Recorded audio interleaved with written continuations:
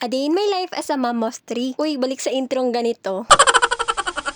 For today's video ay maglilinis nga naman tayo ulit ng bahay. Syempre, samahan na natin ng mga konting tips paano nga daw mag-vlog. Kasi madami nga kasing nag-PPM sa akin at nagko-comment paano nga daw magsimula. Syempre, bago nga kayo magsimulang mag-vlog, iset nyo muna yung setting sa page nyo. Simula po hindi madali mag-vlog. Diyan kasi tayo una magsisimula sa mga hirap. Katulad na lang nito mga content ko, sobrang hirap talaga. Ako na nga din ako naglinis-linis dito sa labas kasi umalis nga din yung asawa ko para kumuha ng lisensya. Kaya nung umaga, tumambay nga lang din kami sa hapon kasi sobrang init nga sa labas. Habang naglilinis nga din ako dito, yung asawa ko naman yung nagbabantay kay baby yan tsaka kay Iyon. Tinanggal ko na nga din yung mga gamit dito sa lababo kasi sobrang dungis na nga din tignan. Yung ibang dumi nga din sa tiles ay hindi na nga din matanggal kasi kinalawang na. Yung content ko nga ay about motherhood kaya yung mga paglilinis nga dito yung mga ginagawa kong content. Maigi nga kasing gumawa ng content yung makaka-relate yung madami. Madami na nga din kasi akong sinubukang category dito sa vlogging. Tulad ng mga makeup, pag-promote ng mga iba't ibang gamit. Kaso hindi nga pumatok. Atok nga lang yung pag-vlogging ko dito nga din sa motherhood. Napakita ko nga yung mga realidad ng pagiging magulang. Pagko-content nga mga madami na nga ding peke dito ng mga video. Pero mas maganda talaga mag-vlog ka yung makatotohanan talaga. Di importante dito yung paramihan ng followers. Pinaka-importante dito madaming manonood sa'yo at madami kang mai-inspire. Gugulat ka na nga lang talaga sobrang dami mong followers pero konti nga lang nanonood sa'yo. Kaya pinaka-importante gumawa ka talaga ng quality video. Hinugasan ko nga ulit dito yung mga kutsara at tinidor. Tapos in-sterilize ko nga, nilagyan ko nga ng mainit na tubig. Pinagtatapon ko na nga din dito yung mga ingredients na hindi na nga din ginagamit. After 10 minutes nga, tinapon ko na nga din yung mga init na tubig tapos napaso nga din ako.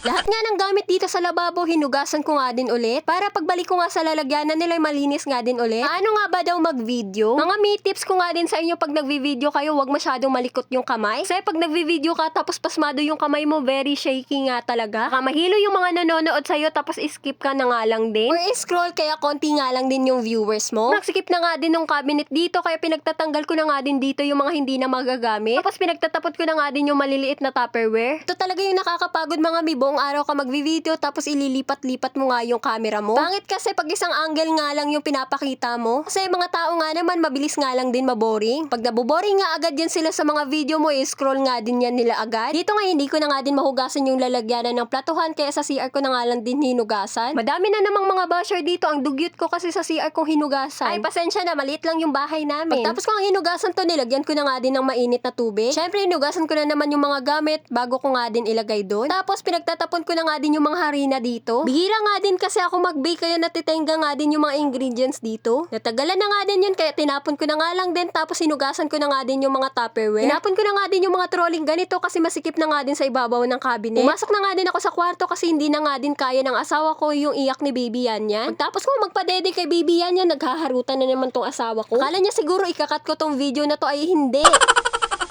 Ganyan po karot yung asawa ko araw-araw talaga. Ayaw pa nga tumigil dito ng asawa ko kaya napapasigaw nga ako. Ayun at natakot nga din si baby yan. Pinaayos ko na nga din sa kanya yung kama kasi iiwan ko nga ulit si baby yan sa kanya. Pagtapos ko nga sa lababo, sinunod ko na nga din yung ibabaw ng ref namin. Tinanggal ko na nga din yung kortina na pang Pasko kasi hindi na nga din Pasko. Nabutan na nga din tayo ng match, wala pa nga din akong pampalit dito. Tapos may mga candy pa nga nakalagay dun sa likod. At syempre sa paglilinis hindi mawawala yung makakakita ka talaga ng pera. Pinunasan ko na nga din yung ibabaw ng ref namin kasi madami na nga ding alikabok. Tapos binalik ko nga din agad yung microwave namin. Dito nga din sa gilid ng ref namin ay lilinisin ko nga din. Ay may quick transition na nga lang talaga kasi umiinit na nga din yung cellphone ko. Nagre-reklamo na nga din yung cellphone ko sa sobrang tagal nga din ng pagbibideo ko. Buong hapon nga din ako naglinis dito kaya umiinit na nga din yung cellphone ko. Magmamakaawa na nga din siyang magpahinga nga daw muna saglit. Ay hindi na kailangan pahinga sa akin kasi kailangan ko nga din tumatapos kasi may madami nga ako mga bulilit. Tapos nilinis ko na nga din yung likod ng gasol namin. Ay natakot pa nga din ako kasi meron nga din akong ipis nakita. Pinakatatakutan ko talaga yung ipis. Lalo na pag lumilipad na nga talaga ito. Madami nga ding laruan dito sa gilid ng gasol kaya tinapon ko na nga din. Kung saan-saan na nga lang talaga makikita yung mga laruan. Tapos vinacuum at pinunasan ko na nga din yung sahig namin. Share ko na nga lang din sa inyo pag nagva-vlog kayo original yung gagamitin nyo. Mas mabuting mag-voice over na nga lang kayo kaysa maglagay ng music. Kasi mas madami ngang nakaka-copyright sa mga ganyan. Kahit na simpleng background music ay hindi nga papasok kay Meta. Natapos ko na nga ding maglinis dito sa sala kaya plano ko na nga ding maligo na. Baby, nag-request na ng merienda yung anak ko.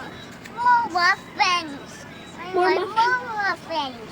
It's not a muffins, it's... Pagtapos ko nga mabigay yung gusto ni Iyon, binaba ko na nga din yung mga basura dito. Mamaya ipapatapon ko na nga din yan sa asawa ko. Ay, may maliligo na nga sana ako, pero nilinis ko na nga lang muna yung CR namin. Mananay nga naman talaga, maliligo na nga sana, pero maglilinis pa rin dito sa loob. Pinin nyo, ganito din kayo.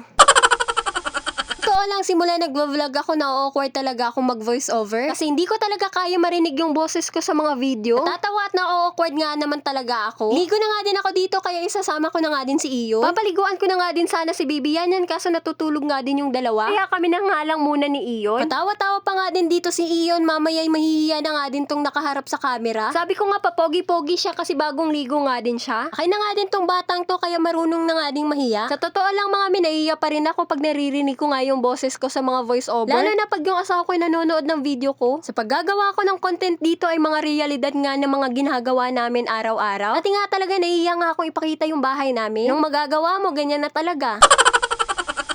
Sipagan na nga lang muna natin para magkaroon ng sariling bahay. Syempre may nakita nga din ako mga hindi ko na nga din magagamit dito. Madami nga din nag-request sa akin magpag-giveaway nga daw ako ng breast pump. O ito na, di ko pa nga din nagamit tong isang wearable pump dito, kaya papamigay ko na nga lang din. Tapos samahan na nga lang din natin ng mga iba't ibang gamit. Share nyo tong video na to at mag-comment ka kung bakit dapat ikaw yung bigyan nito. Nagising na nga din dito sa baby yan, tapos tawa na nga din tong batang to. Merienda nga lang din ako ng konti kasi maya-maya kakain na nga din kami ng hapunan. Tapos kinulit-kulit ko na nga din to si baby yan.